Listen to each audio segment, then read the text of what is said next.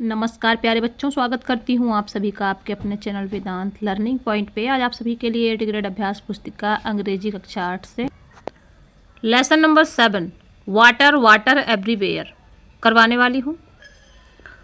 Water water का मतलब होता है जल ही जल हर जगह। तो इस लेसन में पानी के बारे में चर्चा की गई है। इसको करने के लिए जो आपके पास इंग्लिश रीडर है ये क्लास 8 की, इसमें से आप ये लेसन रीड आउट कर लीजिएगा, उसके बाद इसे करिएगा। पिछले सारे लेसन्स करवा दिए हैं। करने के लिए प्लेलिस्ट में जाएं और अपनी बुक को फिल करें और समझें कि किस तरीके से इसको फिल करना है और कैसे इसे सॉल्व किया जाएगा। फर्स्ट क्वेश्चन है it's raining cats and dog means. तो ये जो कैट्स एंड डॉग्स है इसका मतलब कुत्ते बिल्ली नहीं होता, ये एक ईडियम्स है। इसका मतलब रहेगा यहाँ पर इट इंडिकेट्स हैवी रेनफॉल। ये जो है भारी बारिश की तरफ इशारा करता है। ठीक है, नेक्स्ट क्वेश्चन रहेगा 2 which of the following is not a disaster. इनमें से क्या है जो विपत्ति नहीं है। एन एक्सीडेंट, एक दुर्घटना का होना, ये भी विपत्ति है। फ्लड, बाढ़ आ जाए, ये भी विपत्ति है। फायर, आग लग जाए, ये भी विपत्ति है। आ फेयर, मेला, जो हम मेला देखने जाते हैं उसको विपत्ति नहीं कह सकते। तो यहाँ पर ऑप्शन हो जाएगा डी, यहाँ पर लिख देंगे आ फेयर। इसके बाद वेरी शॉर्ट आंसर रहेंगे, 1 से 2 शब्दों में आंसर लिखना है। Next question is 3 are the floods caused by natural forces only. क्या बाढ़ केवल प्राकृतिक आपदाओं से ही आती है? नो, नहीं। We also play a role in causing them. ऐसा नहीं है कि बाढ़ जो है केवल प्राकृतिक आपदाओं या प्राकृतिक शक्तियों के द्वारा ही आती हो। जो हम लोग हैं, हम लोग भी बाढ़ में महत्वपूर्ण भूमिका निभाते हैं। हमारी भी भूमिका रहती है जब बाढ़ आती है। ठीक है, next question is 4 who discusses the causes and effects of floods with the student. विद्यार्थियों के साथ कौन बाढ़ के प्रभावों के बारे में चर्चा कर रहा है? The headmaster of a village school, एक गांव के प्रधानाध्यापक। नेक्स्ट क्वेश्चन रहेगा 5 are the floods caused by light rainfall और बाय हैवी रेनफॉल। बाढ़ का कारण क्या है, हल्की बरसात या भारी बरसात?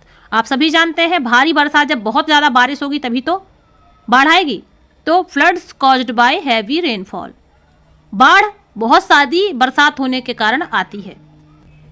क्वेश्चन 6 कह रहा है encircle the odd word and right. Cholera, malaria और डायरिया, तो ये तीनों क्या है? बीमारियां हैं। इलनेस कोई बीमारी नहीं है, तो यहां पर आंसर में इलनेस आ जाएगा। अब नेक्स्ट क्वेश्चन रहेगा 7 1 से 2 वाक्यों में लिखना है। How is a disaster harmful for people. किस तरीके से एक मनुष्य के लिए विपत्ति या कोई आपदा नुकसानदायक हो सकती है? अ डिजास्टर किल्स और injurious.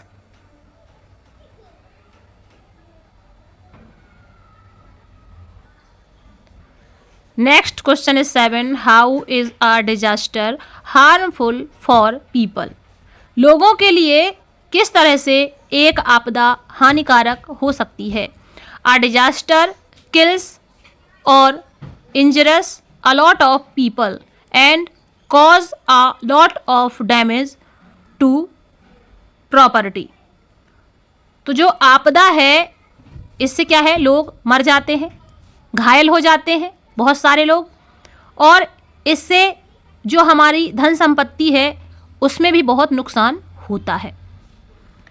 Next question is 8 who also play a role in causing floods. बाढ़ उत्पन्न करने में कौन भूमिका निभाता है?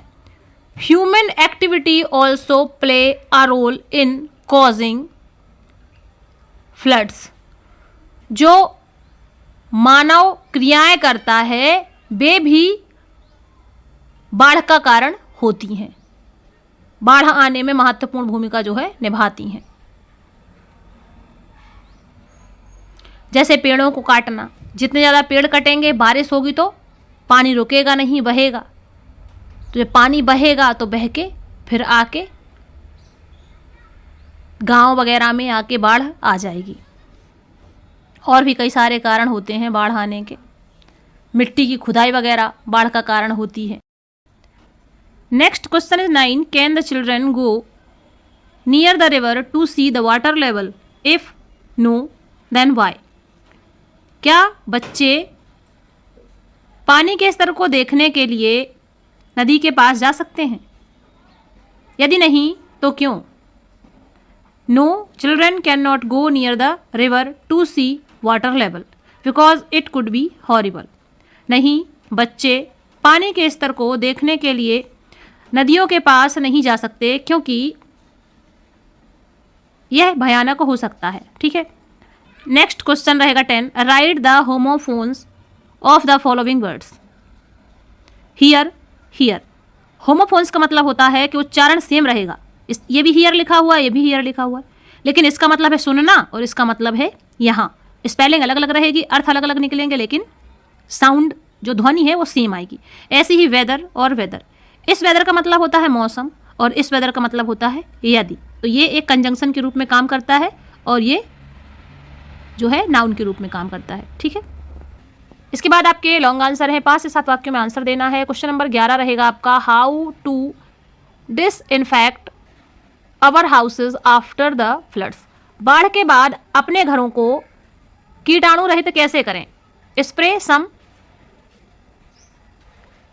Pesticides like DDT, lime water, kerosene, phenyl etc in and around your house। DDT चूने का पानी, मिट्टी का तेल और जो फिनाइल होता है जिससे फर्श वगैरह साफ करते हैं, जैसे कुछ कीटनाशकों का छिड़काव अपने घर के अंदर करें और अपने घर के बाहर करें।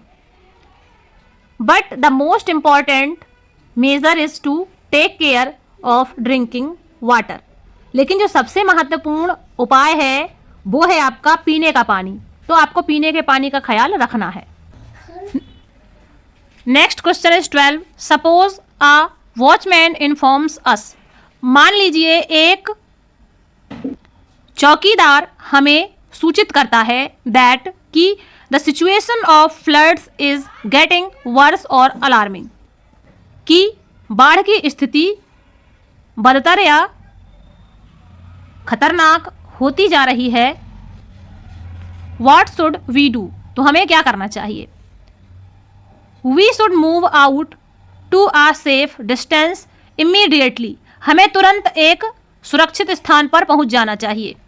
If our house is in danger, यदि हमारा घर खतरे में है।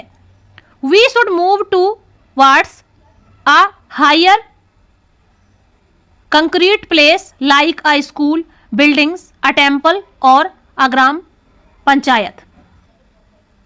हमें ऊंचे स्थानों जैसे स्कूल की जो बिल्डिंग है वहां पर, मंदिर में या ग्राम पंचायत की तरफ जाना चाहिए। We should take some staples, clothes, a torch और candles, match boxes and other essential items and leave our house for a safer place. हमें कुछ खाने का सामान, कपड़े, टॉर्च, मोमबत्तियां, माचिस और दूसरी आवश्यक सामग्रियां लेकर अपने घर को छोड़ देना चाहिए और एक सुरक्षित स्थान पर पहुंच जाना चाहिए। वी शुड हेल्प अदर्स, और हमें दूसरों की मदद करनी चाहिए।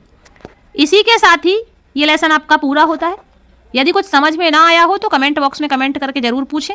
देखने के लिए आप सभी का धन्यवाद। आप सभी का दिन शुभ हो।